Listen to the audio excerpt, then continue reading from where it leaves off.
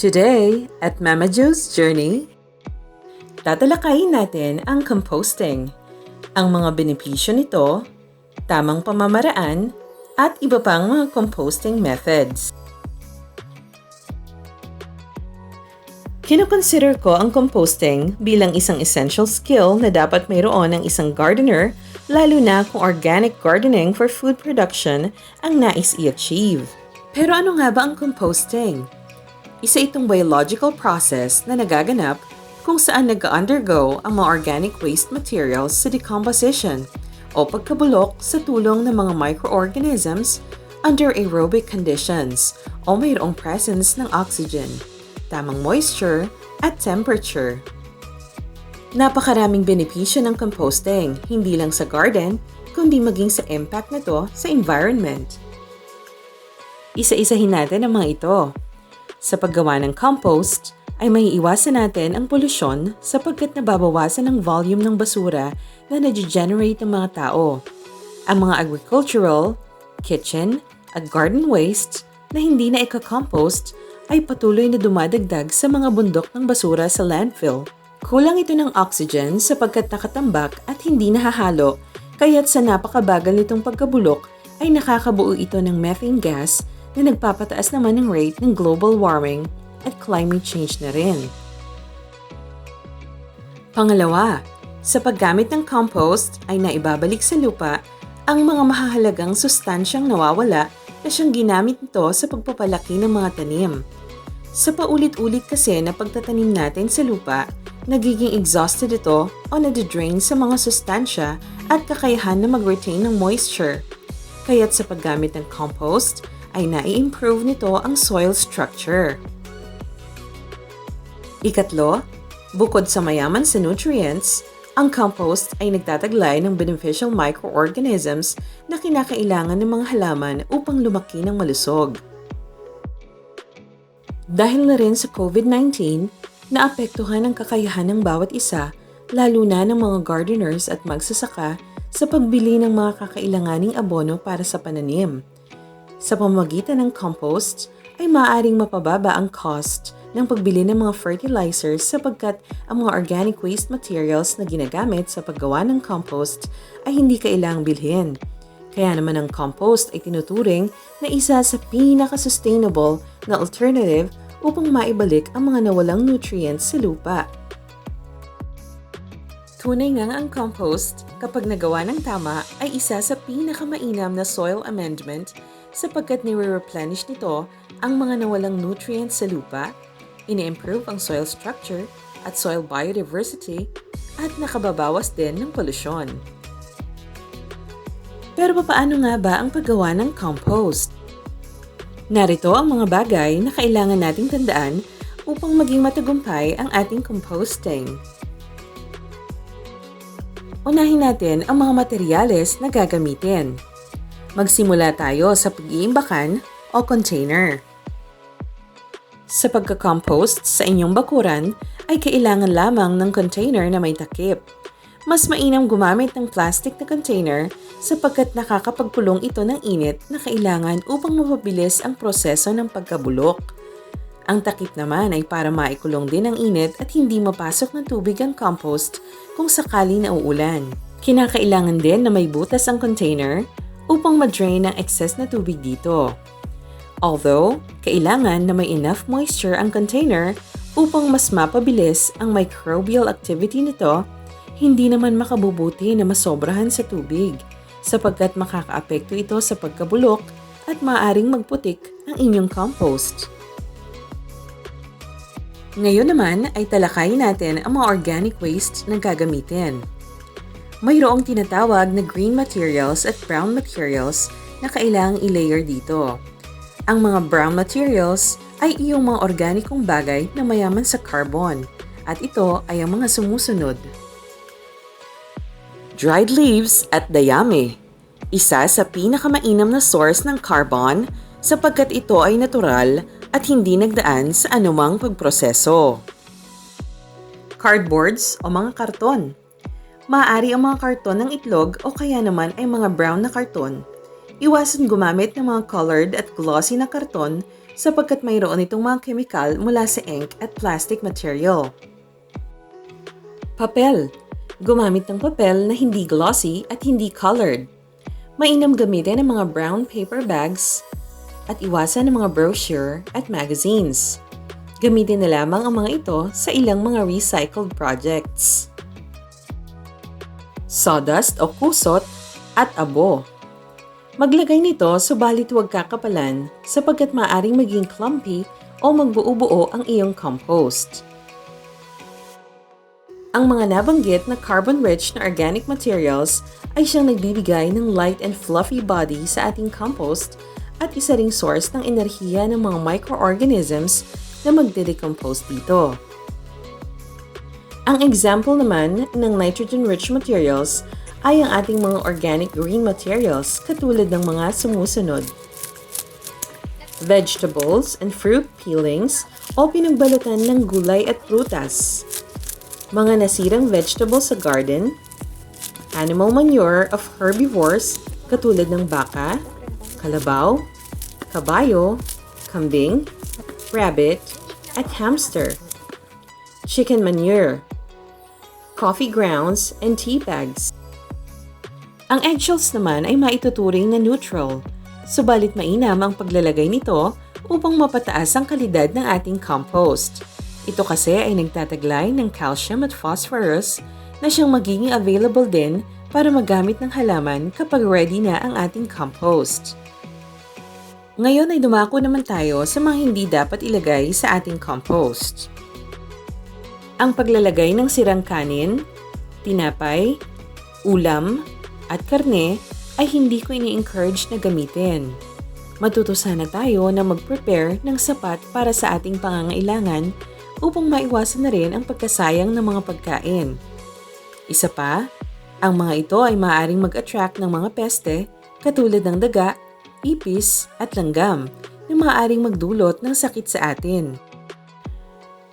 Ang mga dumi ng ating mga alagang hayop katulad ng aso at pusa ay hindi ko din ina-advise na gamitin sapagkat maaaring mayroon itong mga pathogens na maaaring makasama sa ating kalusugan. Iwasan din ang paglalagay ng mga oily materials sapagkat nakakapagpabagal ito ng composting process at bababa ang kalidad ng ating compost. At this point, i-discuss naman natin ang tamang ratio ng green and brown materials. Kinakailangan ay mas marami ang brown materials kaysa sa green materials. Maglagay ng 1/3 green materials at 2/3 brown materials. Pero sa aking experience, ay kahit hindi tayo masyadong strict sa ratio na ito. Basta panatilihin lamang na mas marami ang brown kaysa sa green materials, ay gaganda ang iyong compost.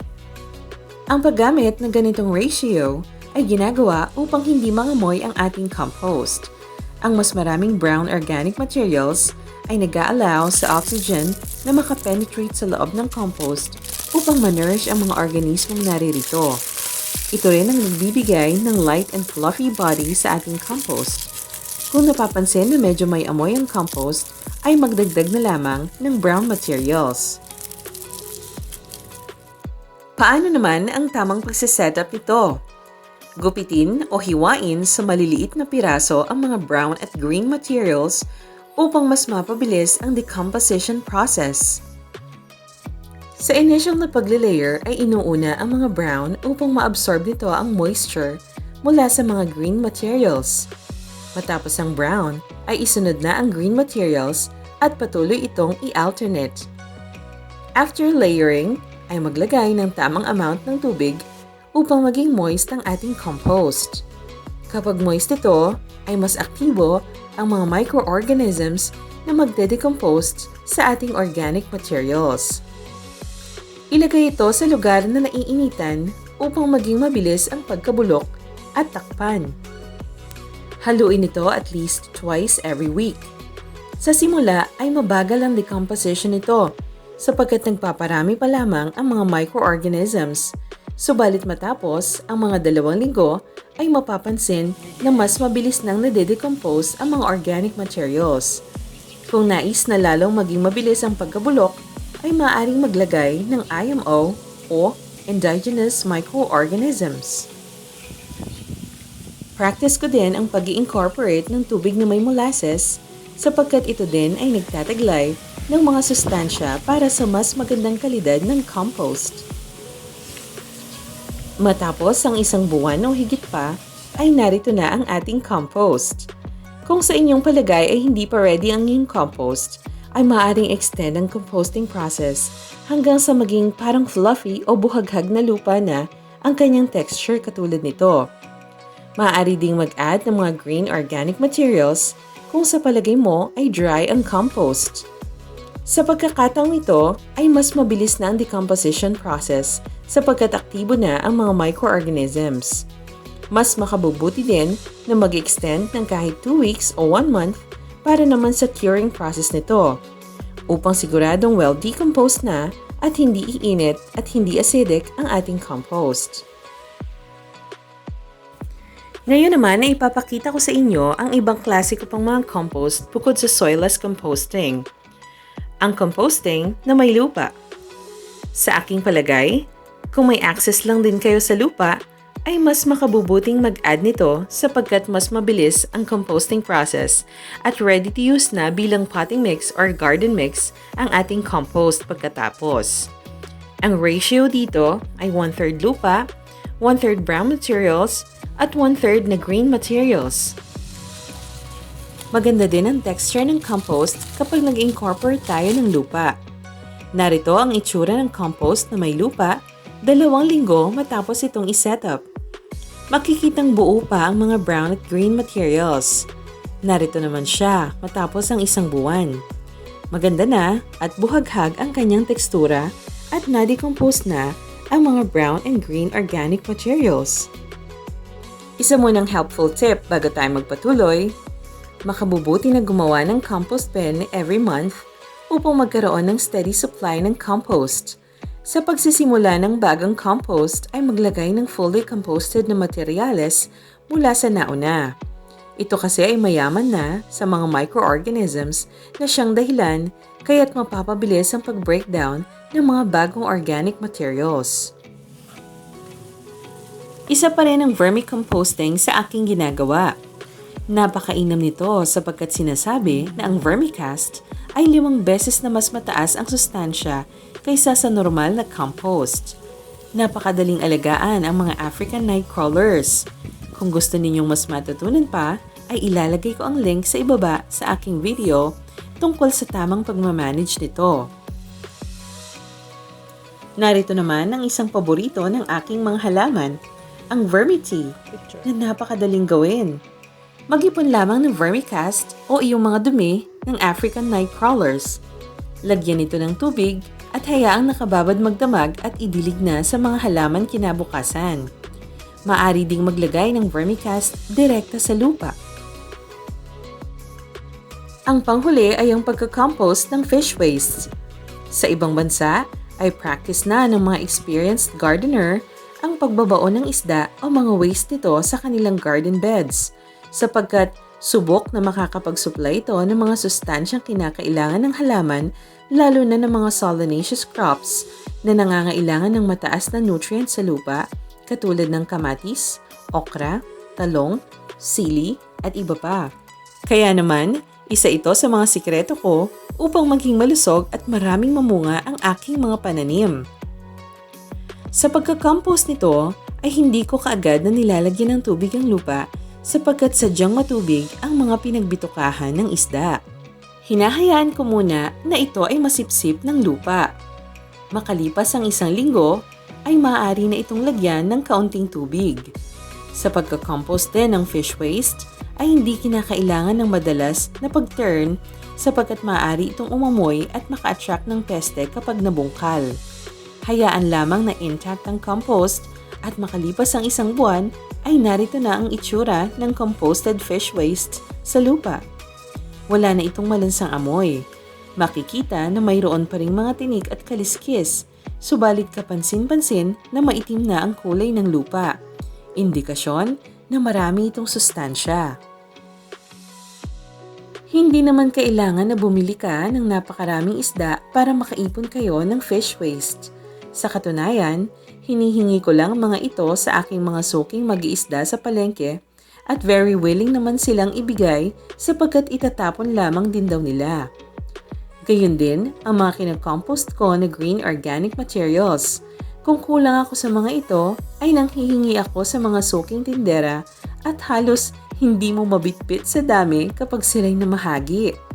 Just imagine kung gaano karami ang nasasayang na potensyal na pataba sa lupa kapag itinatapon ng mga ito. Kaya naman, kung mayroon lang din kayong espasyo at kakayahan na gawin ang pagko-compost, ay gawin natin. Sa aking palagay, ay malaki ang magiging impact nito sa pagbawas ng polusyon sa ating paligid at sa buong mundo na rin. If you find this video inspiring and helpful, please like, subscribe, and share. This is Mama Jo saying, we can make the earth green again, one compost at a time.